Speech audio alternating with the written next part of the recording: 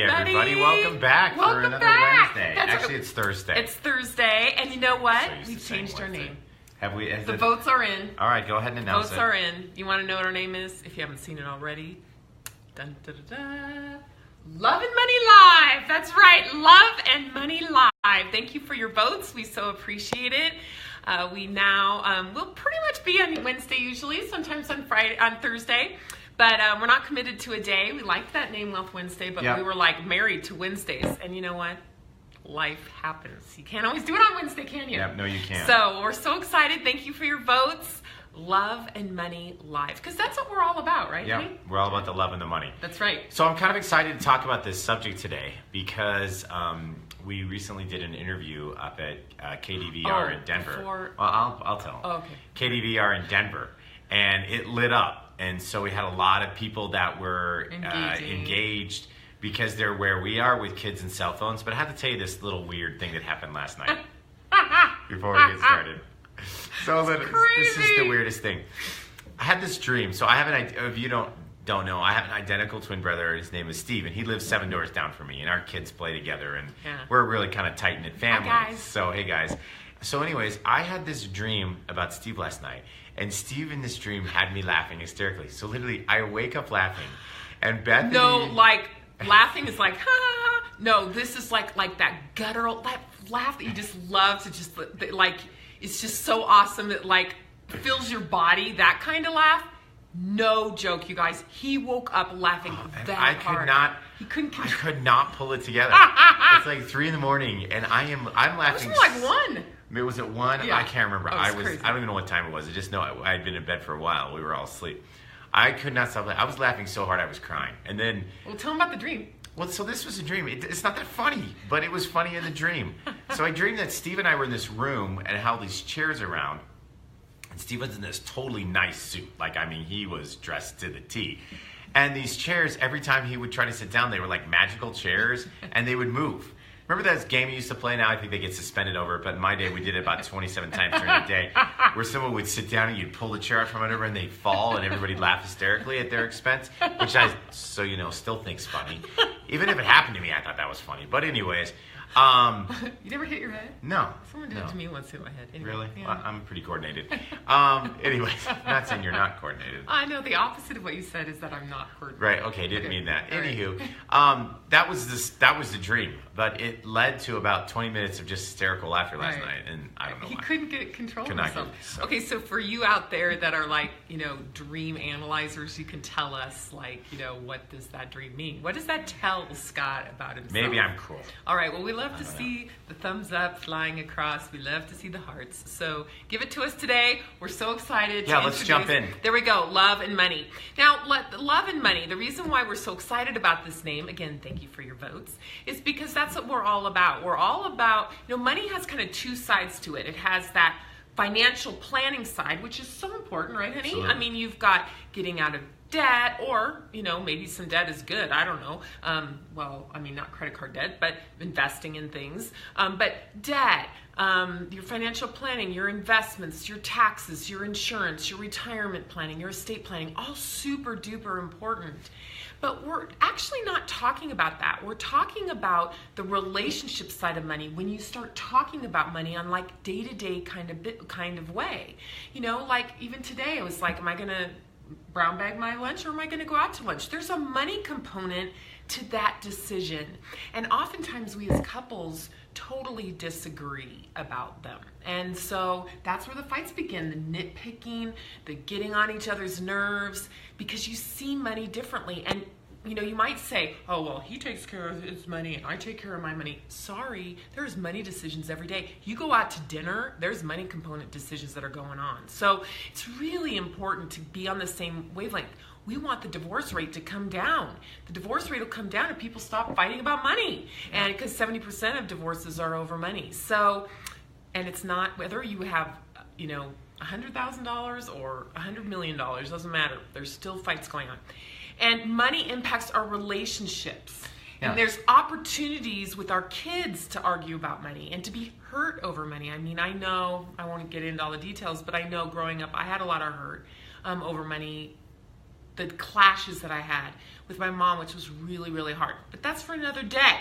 Today we want to talk about how to use something that our kids are just glued to. I mean, unbelievable, these things. I mean, our kids are like this. And you know what's fun? I went out to coffee yesterday with a girlfriend of mine, and she said something. She heard a speaker, and he talked about how it used to be kind of our kids had their parents.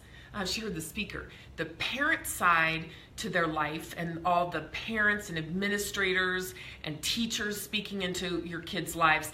And then they had their friends and their peers, and those people speak into their lives. So for us, those two things were very separate. You were either in parent-teacher mode or you were in kid-peer mode.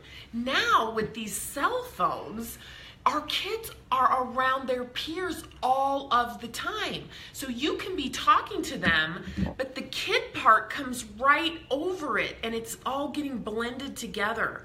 So super important that we're understanding the impact that these things are having in our kids' lives. They're around us. 85% of high school students have a cell phone, and usually they're a smartphone.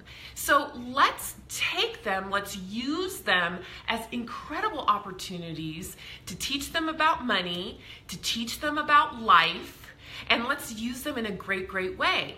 So yesterday when we were on Fox up in Denver, we talked about this, and we had incredible discussion, and we thought, you know what, how fun for people, especially who didn't see that segment. Let's play it out here inside of with our money, love and money live audience. So Great. Do you want to go over the points? Yeah, so we've got three. Why don't you do the first two and I'll do the last one? Perfect. So this is just kind of give you some perspective. It's how can you really use the cell phone as a teaching tool for your kids? That's kind of the subject that we want to cover. Without hitting them over the head with it? Without killing them, pretty much. That's a good thing. Yeah. All right, point number 1, and how to use your cell phone. Use it as a tool to teach them self-control. How many times, so that's the point, use it as a tool to teach them self-control. This is one of the most important lessons that we can have as parents. Now, we have a 14 and a 16-year-old, is to teaching our kids self-control. Self-control with things that are bad, like, marijuana, pot, all those, vaping, all those kind of things, yes. But teaching them how to have self-control, and the cell phone is a great way to do it. Let me explain and give you maybe a couple of examples, true life examples.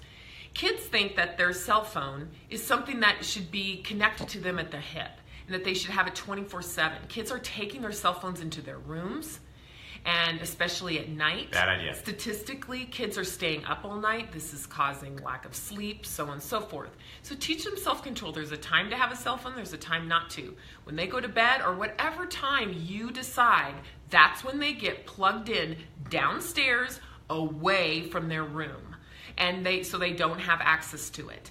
And it's called the no phone zone. Oh, that's the time when you don't have your phone, is in your bedroom. We really very rarely allow our kids to even have their cell phones in their bedroom at all, because then you can't monitor what's kind of going on in the home, at least. And so there's one way to teach them self-control. Another way to teach them self-control with their cell phones is making sure that during a meal, or when they're talking to you, or when they're in a family group discussion, no phones. I mean, it's so horrible to see these kids, they're not even communicating with each other when they're around each other. They're just on their cell phones. And so this teaches them, during a meal, this is a no phone zone. We put our phones away. Don't even let them have it in their pocket. Put them away from the phone. And again, this teaches them self-control. And it teaches them there's a time for the cell phone and there's a time when there's not. Absolutely. All right, so number 1 is use a cell phone to teach them self-control. All right. Oh, and by the way, parents, we need to do the same thing. Oh, that's so right. Like the other night, I don't know what happened. My phone was like, we had just made dinner. We sat down, and my phone was like on the counter. It was within reaching range. And someone texted me, and I grabbed it and looked at it. And Cole's like, "Dad, put that away." And I was like, "Oh my gosh, you're right." So yeah, that's we also have to model that. That's so right. Anyways, point number 2. But you're not perfect. I'm not perfect. Okay. Close. That's true. All right. So that's point number 1. Point number 2 is use the cell phone to teach them that anything they text, anything that they post, can follow them for life and can actually hinder them from getting the job of their dreams, their dream job. One of the things, I've had situations where I've seen things that the kids have posted, and I showed them, I said, would you want a potential employer to see this? Do you think that you would get hired if they saw that? No. So there's also companies right now that are pulling together and making algorithms to be able to pull all of our data that's out there and to be able to package it and give it to potential employers. So it's super important that they know that everything they post, everything potentially down the road, we believe text, could be used against them in a dream job opportunity. And especially for high schoolers. Now in school, they're starting to talk about college and career and all that kind of stuff so much earlier than they did when I was around. And so these kids are aware that college is right around the corner, jobs are right around the corner, and also jobs, Cole just started working at Chick-fil-A, yay. And, if he had stuff posted bad, I wouldn't be surprised if they have people back at headquarters that their full-time job is looking and seeing what people post and what they do and learning about them that way. So use the phone as an opportunity to teach them anything they text, anything they post can be used against them. All right, now let's talk about the money side of this Yes. love conversation. When it comes to cell phones and money, there's kind of three things that you really want to sit down and review with your boys. And we sat down with Cole and Cade and did this, 2 weeks ago. We kind of guinea pig our kids on a lot of the stuff that we're telling you to try, or asking you to try.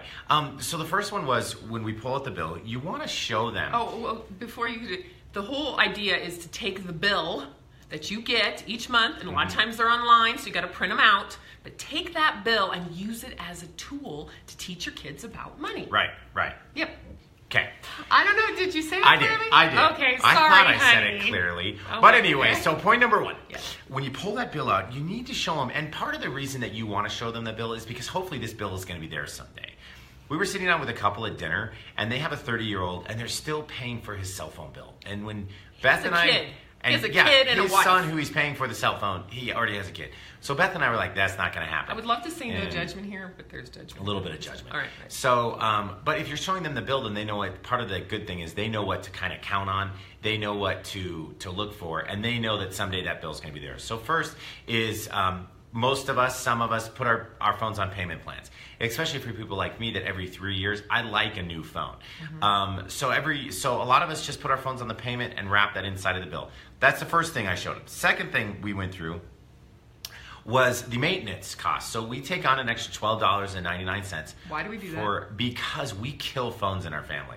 I washed her phone in the sheets one day. She couldn't find her phone. She's at the office. I can't find it anywhere. All of a sudden, I hear this dunk, dunk, dunk, dunk. And I'm like, I think I just found it. I think I just washed it, which I did.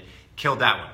I've broken two or three screens. I set it down on the bed, and he went to go do the laundry, Yeah. which is so sweet of you. Well, honey. I just whooped it all up. I mean, Yeah. who would have guessed? So anyways, but we had, maintenance is really important on those phones. So Yeah. I showed my kids, hey, this is important for you to know that you pay for the maintenance. Last but not least, data. It's a great tool. It's a great tool because you can see who's doing what. So Cole, my 16-year-old, no big surprise, he uses more data than Bethany, I, and Cade combined. He's data man in our I'm gonna get him a t-shirt Data man. with a big Whoop, D on whoop. it for data man. That's right. He's data man. But it was really interesting for him to look at that and go, Dad, I'm using all that data. You guys aren't using hardly any. It's like, yeah, because we usually use the wireless in our house when we're looking on our phones and blah, blah, blah. So Everywhere we go, we taught him, and he didn't even we had never just taught him didn't- that before. Yeah, and I don't think he had any kind of price associated with that either. Right. So, excuse me, it was great because he got to see the data he was using. He got to see what a phone bill really looks like for a family, and he got to see exactly how much he was costing us as far as this bill. And last but not least, I made it very clear. When you either go into the professional world working or you graduate from college and go into the professional world working, this phone bill will change from Scott Palmer and Bethany Palmer to Cole Palmer.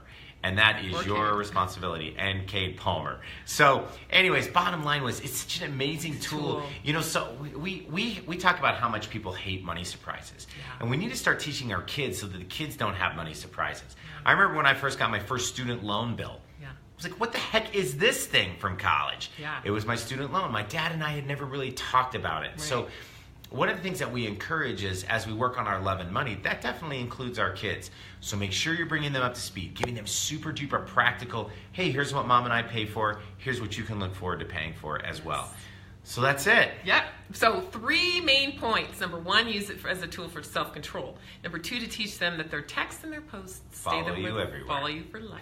And 3rd, a wonderful tool to teach them about Look money. at that bill. Look That's at it right. with them. You might be shocked on how much data you're using. Yeah, there you go. Just All saying. right. Well, All it right. was so good to be with you. We'll Thank see you you guys. next week for Love and Money Live. Thank you so much, everybody. Have a great day and Make it happen.